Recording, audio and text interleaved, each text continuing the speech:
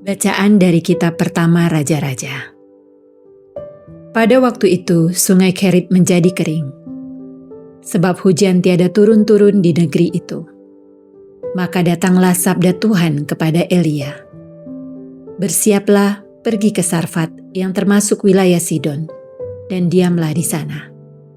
Ketahuilah, aku telah memerintahkan seorang janda untuk memberi engkau makan. Maka Elia pun bersiap-siap, lalu pergi ke Sarfat. Ketika ia tiba di dekat gerbang kota, tampaklah seorang janda sedang mengumpulkan kayu api.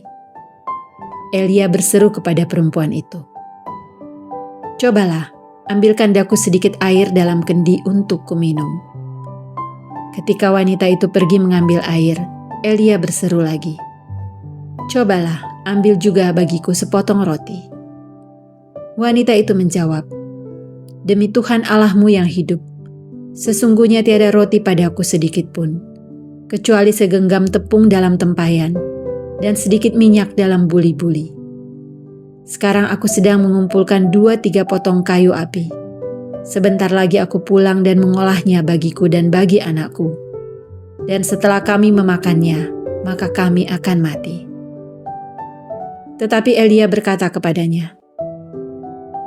Tetapi Elia berkata kepadanya, "Janganlah takut, pulanglah dan buatlah seperti yang kau katakan. Tetapi buatlah lebih dulu bagiku sepotong roti bundar kecil daripadanya, dan bawalah kepadaku. Kemudian barulah kau buat bagimu dan bagi anakmu. Sebab beginilah sabda Tuhan Allah Israel, tepung dalam tempayan itu takkan habis, dan minyak dalam buli-buli itu pun takkan berkurang, sampai tiba waktunya Tuhan menurunkan hujan ke atas muka bumi." Maka pergilah wanita itu, berbuat seperti yang dikatakan oleh Elia. Maka Elia, wanita itu, dan anaknya mendapat makan beberapa waktu lamanya. Tepung dalam tempayan itu tidak habis, dan minyak dalam buli-buli itu tidak berkurang sesuai dengan sabda Tuhan yang diucapkannya dengan perantaraan Elia. Demikianlah sabda Tuhan. Syukur kepada Allah.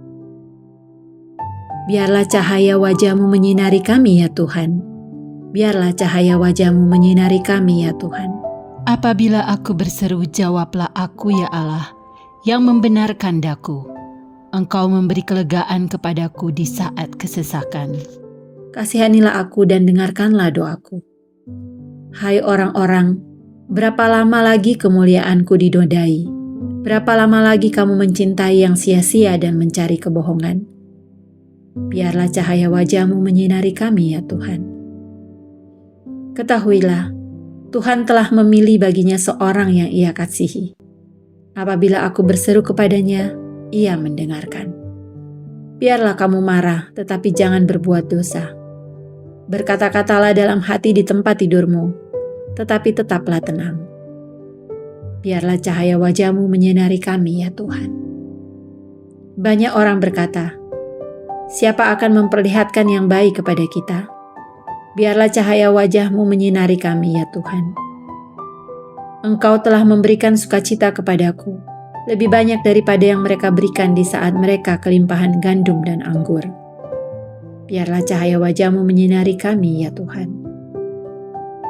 Injil suci menurut Matius, dimuliakanlah Tuhan.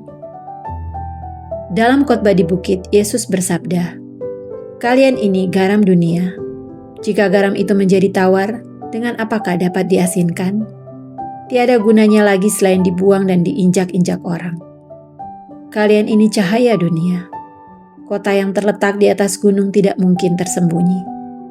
Lagi pula, orang tidak menyalakan pelita lalu meletakkannya di bawah gantang, melainkan di atas kaki dian, sehingga menerangi semua orang di dalam rumah itu. Demikianlah hendaknya cahayamu bersinar di depan orang, agar mereka melihat perbuatanmu yang baik dan memuliakan Bapamu di surga." Demikianlah sabda Tuhan.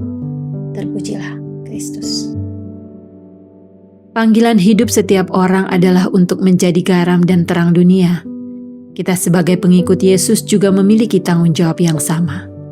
Menjadi garam dan terang dunia, berarti kita diundang untuk berbuat baik.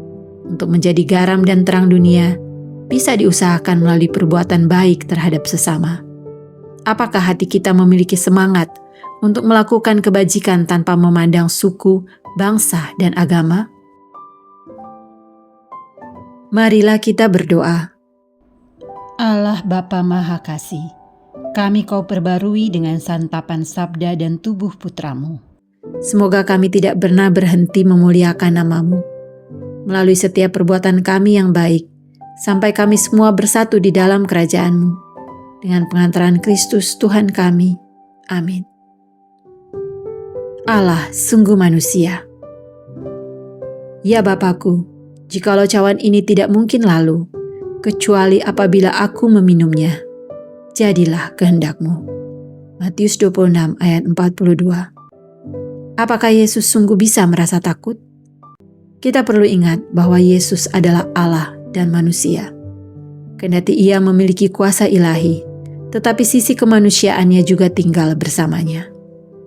Pada teks tersebut kita bisa mengetahui bahwa Ia sedang mempersiapkan diri menghadapi maut. Ini bukanlah suatu kewajiban, melainkan jalan yang harus diselesaikan demi misi keselamatan umat manusia.